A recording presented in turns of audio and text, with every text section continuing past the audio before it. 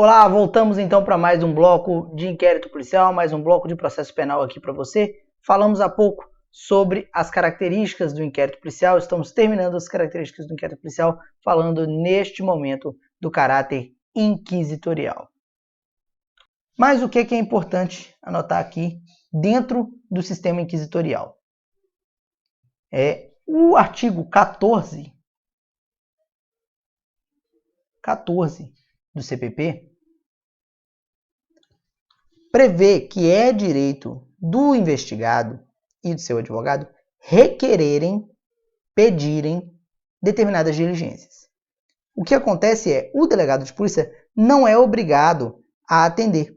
O delegado de polícia é obrigado tão somente a apreciar. O direito previsto é o direito de pedir.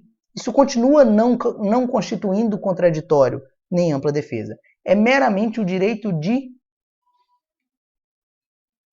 pedir diligência. Pedir. O delegado de polícia pode negar.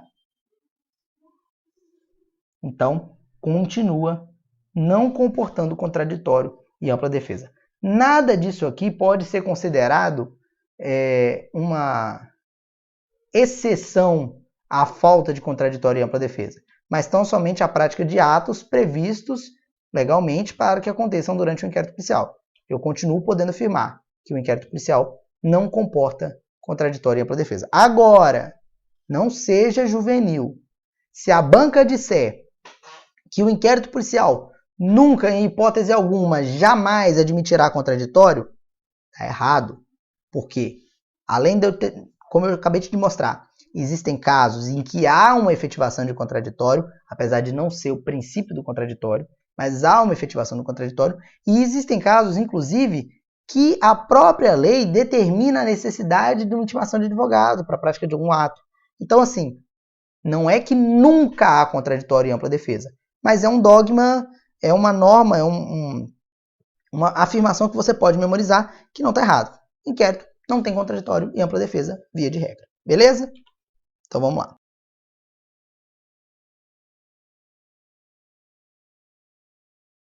Bom, o inquérito policial também é sigiloso. Sigiloso, ou seja, não é público, né? Se é sigiloso, não é público. Por que o inquérito não é público? Por que o inquérito policial é sigiloso? Porque ele precisa ser sigiloso em alguns casos. O inquérito policial, como eu já disse antes, ele tem como objetivo levantar elementos de prova que estão no mundo real. São fatos, são depoimentos, são elementos que estão no mundo real, no mundo fático, e são, portanto, suscetíveis de modificação. Então, se todos os atos do inquérito policial fossem públicos, o inquérito policial não ia funcionar. E outra, o inquérito policial muitas vezes vai ofender e atacar a intimidade das pessoas. Eu tinha esquecido a palavra intimidade. Vai atacar a intimidade das pessoas, vai afetar direitos pessoais dos indivíduos que estão submetidos ali à ação daquele inquérito policial. Então, esses dados sensíveis, essa intimidade que é exposta pelo inquérito policial muitas vezes, ela tem que ser, por força do princípio do procedimento escrito, o inquérito policial vai ter que reduzir tudo isso a informações a termo, né? Informações escritas, que vão ter que ir para dentro do inquérito. Uma vez que uma informação sensível, um dado íntimo de uma determinada pessoa está incluída dentro de um determinado procedimento, é necessário e lógico que esse procedimento possa se tornar sigiloso. Então, o delegado de polícia pode determinar que o inquérito se torne sigiloso, principalmente quando houverem elementos sensíveis ali dentro. Outra coisa importante sobre o sigilo é a súmula vinculante número 14 do STF, que eu trouxe na íntegra para vocês. É direito do defensor, no interesse do representado, ter acesso amplo aos elementos de prova que, já documentados em procedimento investigatório realizado por órgão com competência de polícia judiciária, digam respeito ao exercício do direito de defesa. Primeira coisa, só para não restar dúvida, polícia judiciária é a mesma coisa que polícia investigativa, tá? Polícia judiciária é polícia investigativa. Vamos lá. É direito do defensor, no interesse representado, ter acesso amplo aos elementos de prova que, já documentados em procedimento investigatório realizado por órgão competente polícia judiciária, ou seja, inquérito, digam respeito ao exercício do direito de defesa. O que essa súmula está dizendo? Um determinado advogado que está representando uma pessoa ou que está ali pelos interesses de um investigado poderá acessar o inquérito policial. E ele terá acesso a todos os atos já praticados e documentados. Lembrem-se sempre, o inquérito policial é uma brochura cheia de folhas dentro. O advogado pode, por força dessa súmula, abrir essa brochura e ler os documentos que estão ali dentro. Pode tirar foto dos documentos que estão ali dentro. Pode tirar a cópia dos documentos que estão ali dentro. Pode fazer anotações com base nos documentos que estão ali dentro. É acesso amplo. Então o advogado sempre vai ter esse direito de tirar foto, de tirar cópia, de tomar apontamentos. O inquérito policial, apesar de ser sigiloso, ou seja, uma pessoa do povo que vá até a delegacia não vai ter acesso ao inquérito policial, o advogado vai. O advogado que estiver exercendo o direito de defesa de um investigado vai poder apurar todos esses elementos já documentados e realizados. Agora, isso não dá o direito do advogado à ampla defesa e contraditório. Por quê? Porque ele não tem acesso a elementos de prova que estejam sendo produzidos ou que tenham sido produzidos, mas ainda não tenham sido reduzidos a termo.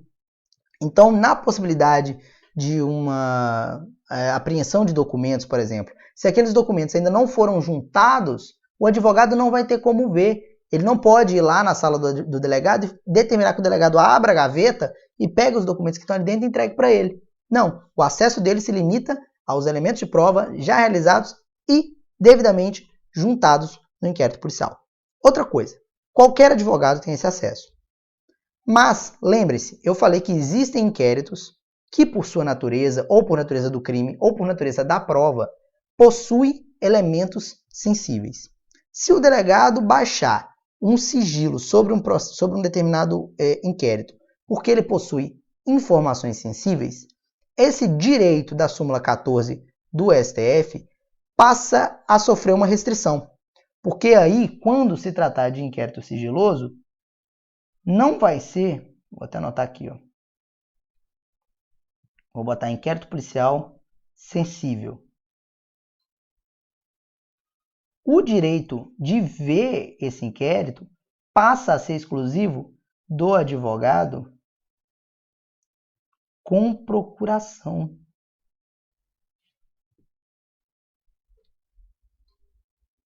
Então, não é qualquer advogado, como é o caso do inquérito comum. É apenas o advogado com procuração para atuar naquele determinado inquérito. Então, recapitulando rapidamente, ele é sigiloso porque ele não é público. Ele não é público porque muitas vezes ele tem informações sensíveis. Apesar de não ser público, ele é acessível por qualquer defensor, advogado ou defensor público, que, no interesse do seu representado, pode ver os elementos de prova já produzidos e documentados no inquérito, para possibilitar o direito de defesa. Se, entretanto, esse inquérito tiver documentos sensíveis e o delegado achar que seja conveniente, ele pode baixar um sigilo sobre esse inquérito e aí só o advogado com procuração. Certo? A próxima característica do inquérito policial é de que é um procedimento discricionário, nos artigos 6º e 7º do Código de Processo Penal.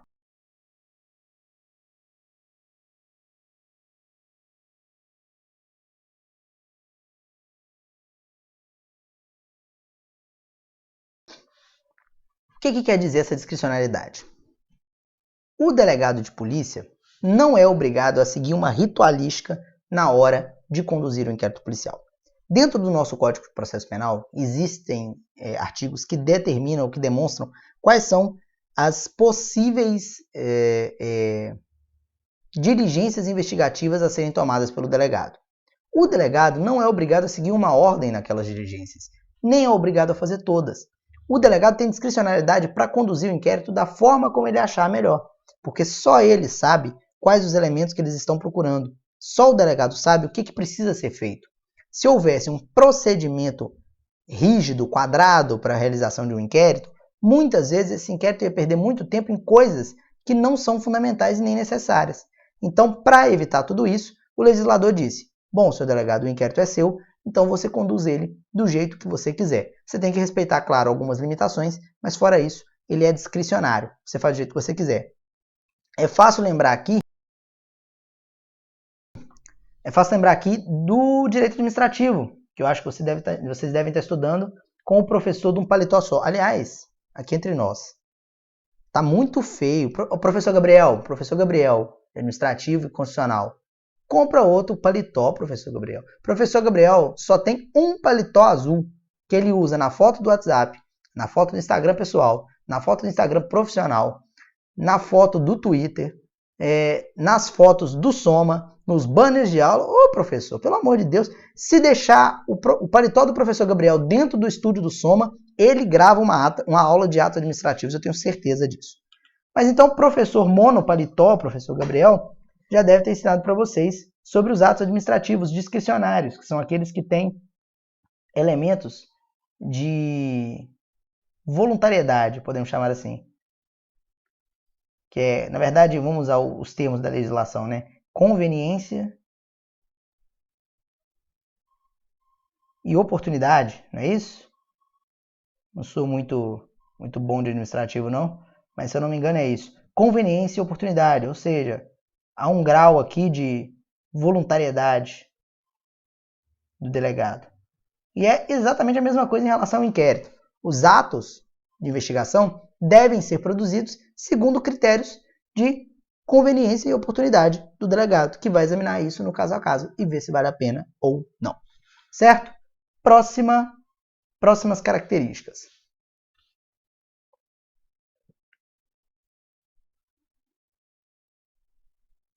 É oficial, ou seja, tem um...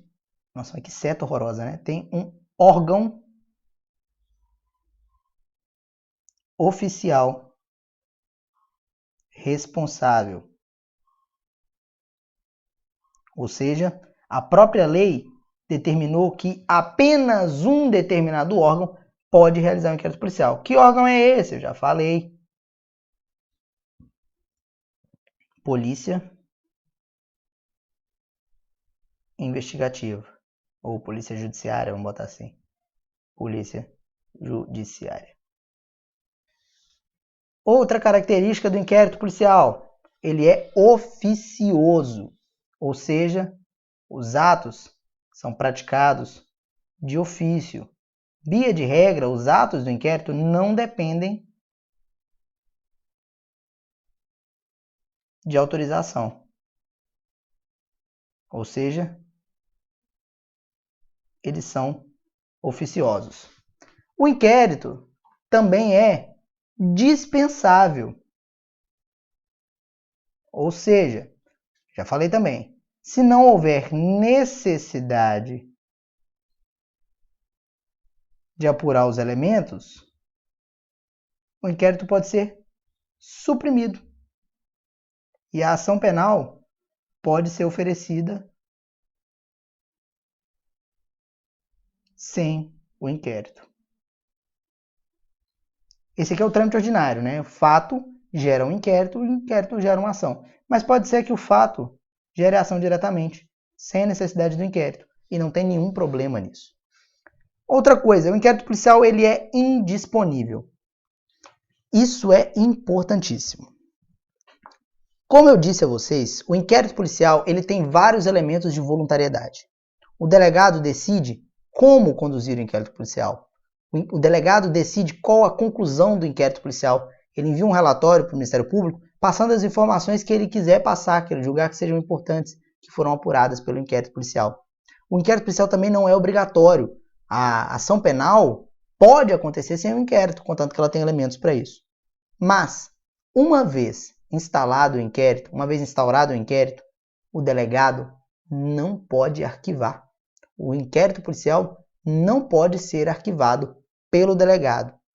Pode arquivar inquérito? Pode. Quem pode? Lá na frente. Lá na frente, na hora que a gente estudar arquivamento. Mas memorize que o delegado, que pode tudo no inquérito, não pode arquivar.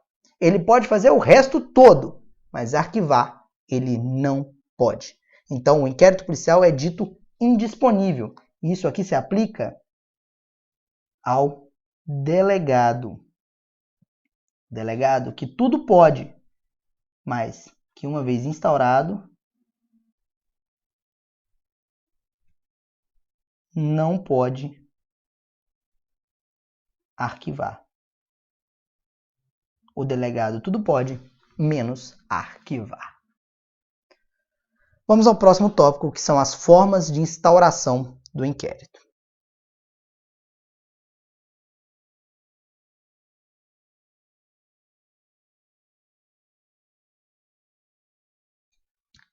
Instauração de um inquérito nada mais é do que o início daquele inquérito. Nós saímos agora da parte conceitual, onde a gente estudou o conceito e as características, e entramos agora no procedimento, nos atos de inquérito propriamente dito. E o primeiro deles é a abertura, o início, a instauração do inquérito. Para que se instaure um inquérito policial, é preciso que exista pelo menos um motivo. O inquérito tem que ser para apurar alguma coisa, algum fato, algum acontecimento. Essa necessidade é o que nós chamamos de necessidade de indício, ou vedação ao Fishing Expedition. O que é Fishing Expedition? É a aplicação de um inquérito pescaria. Você instaura um inquérito para investigar nada e ver se acontece alguma coisa. O inquérito policial cai na cabeça da pessoa, o delegado começa a investigar, mas o que você está investigando? Nada, se ela já praticou algum crime na vida. E aí, eventualmente, acha alguma coisa. Esse inquérito é válido, esse crime encontrado por força de um inquérito pode ser oferecido à ação? Não, porque houve instauração de um inquérito sem fundamento. E a instauração de um inquérito, apesar do inquérito não ter o condão de aplicar uma pena, a própria instauração do inquérito já causa diversos danos às pessoas. Em primeiro lugar, um estigma social muito grande, porque a pessoa que é submetida a um inquérito é muitas vezes mal vista pela sociedade. Em segundo lugar, o inquérito policial pode ocasionar uma quebra da liberdade e da intimidade da pessoa, porque as medidas investigativas, muitas vezes, vêm para desrespeitar essas duas características, a liberdade e a intimidade da pessoa. Então, a instauração do inquérito policial ela causa danos, por si só ela já causa danos. Então, para evitar a instauração de inquérito policial sem razão nenhuma, surge essa necessidade de indício. Indício de quê? De fato possivelmente criminoso. É só isso que a autoridade policial precisa prestar um inquérito. Um fato possivelmente criminoso.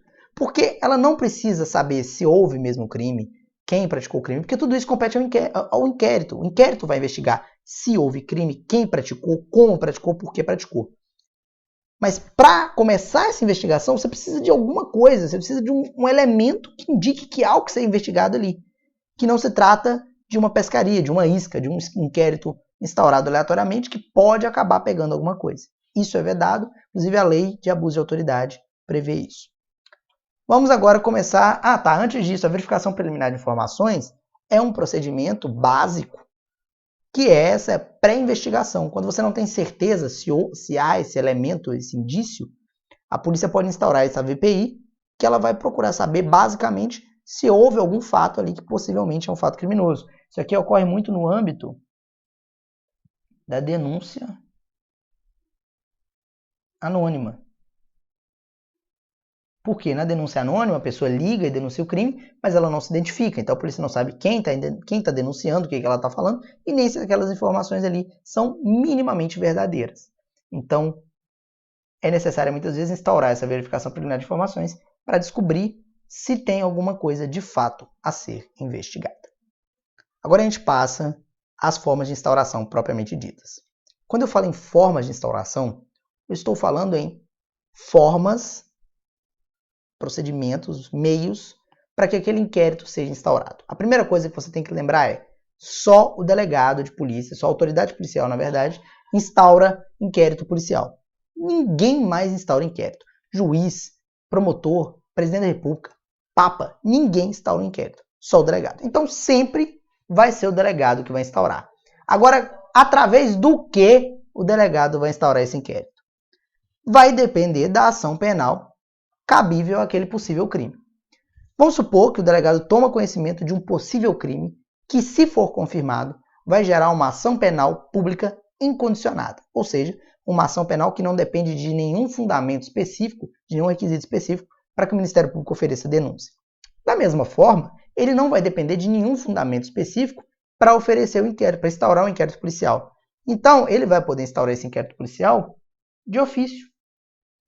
Ou seja, o próprio delegado, por iniciativa própria, instaura o inquérito, a autoridade policial. Os crimes de ação penal pública incondicionada são aqueles que possuem a lista mais ampla de formas de instauração. Justamente por serem crimes mais graves e que o Estado tem maior interesse em punir, ele diminui os requisitos. Ou melhor, ele não impõe requisitos. Tanto que o delegado pode instaurar o inquérito policial, inclusive de ofício. É a primeira forma de instauração de inquérito. A segunda é por requisição da autoridade judiciária ou do MP. Ou seja, o delegado, vou colocar até aqui, o delegado pode instaurar por ele mesmo. Vamos supor que o delegado não tomou conhecimento. Quem tomou conhecimento foi MP ou juiz. Um desses dois tomou conhecimento da prática de um crime. MP e juiz não podem instaurar inquérito, mas eles podem requisitar que o delegado instaure. Eles vão mandar um documento dizendo ao delegado: olha, delegado, houve esse crime aqui e é um crime de ação penal pública incondicionada. Então, como o senhor não viu, eu posso te dizer que esse crime aconteceu e te pedir para instaurar um inquérito. Justamente porque a ação penal pública incondicionada é a que tem a maior liberdade. Então você tem essa segunda forma. O delegado pode instaurar, ou o Ministério Público ou o juiz pode requisitar a instauração. A terceira pessoa que pode tomar providências é a vítima. Se o delegado não tomou conhecimento, o Ministério Público e o juiz não tomaram conhecimento, ou por alguma razão não instaurou, nem requisitaram para instaurar, a vítima pode ir lá e falar: ei, eu quero que instaura, tá maluco? Eu que sofri com isso, ninguém vai instaurar? Pois eu quero que instaure sim. Tá aqui o meu requerimento, o meu pedido para instaurar. E é a terceira forma de se instaurar um inquérito quando o crime for uma ação penal pública, for de ação penal pública incondicionada. Sempre lembrando disso. Ação penal pública incondicionada, crimes mais graves, maior amplitude, maior interesse do Estado em punir. Se o Estado quer punir, o Estado quer que tenha um inquérito. Se ele quer que tenha um inquérito, ele não vai ficar dificultando. Então, até agora, quase que qualquer um consegue instaurar um inquérito. O delegado pode instaurar o inquérito sozinho, o Ministério Público e o juiz podem pedir instauração, a vítima pode pedir instauração, mas quem? Qualquer um do povo. Qualquer um do povo pode enviar uma notícia ao delegado, solicitando a instauração do inquérito, informando que houve um fato criminoso. A partir daí, o delegado, motivado por aquela notícia, vai fazer lá a verificação preliminar de informações. Havendo aquilo, ele é obrigado a instaurar o inquérito policial. Então, próprio delegado, sozinho, MP e juiz podem pedir, vítima pode pedir, ou qualquer do povo pode noticiar. A pessoa não pede, a pessoa noticia. Só que uma vez que chega ao conhecimento do delegado, ele é obrigado a instaurar, certo? Então, maior amplitude e ainda uma última possibilidade, que é o flagrante. O flagrante é a mais óbvia. A própria polícia vê ou descobre a prática do crime. Quando a gente for trabalhar em prisão em flagrante, a gente vai tratar das modalidades de flagrante. Mas, em geral, é aquela prisão, aquele fato que acontece ali na hora, no momento em que o sangue está quente.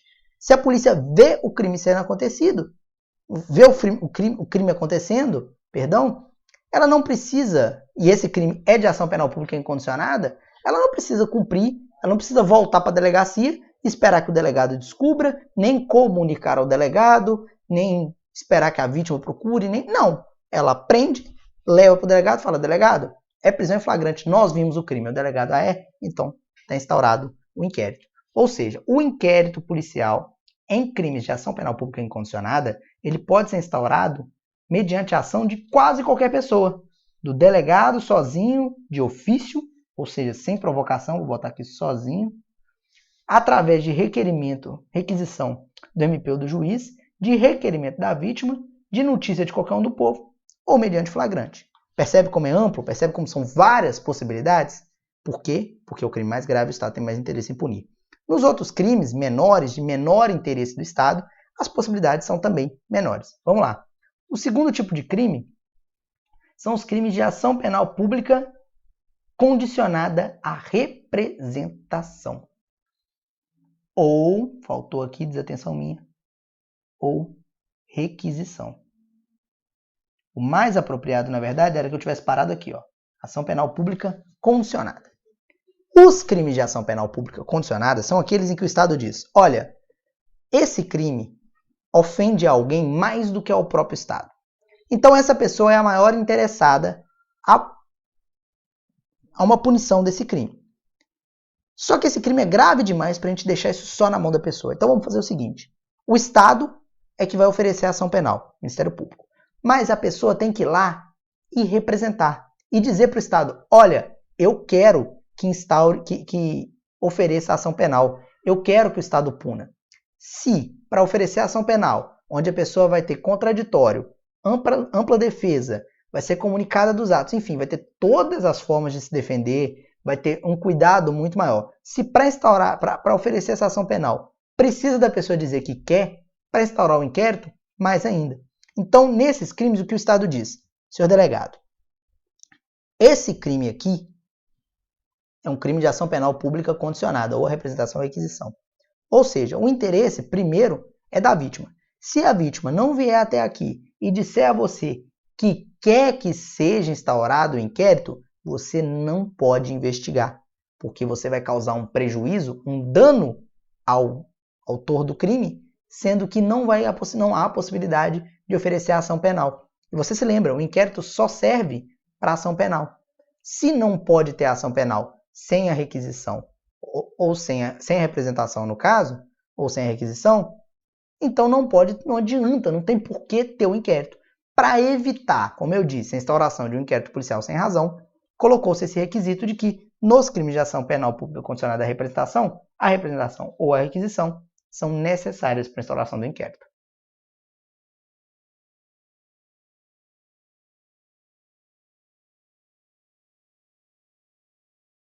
Minha garganta está sofrendo aqui já, vamos lá.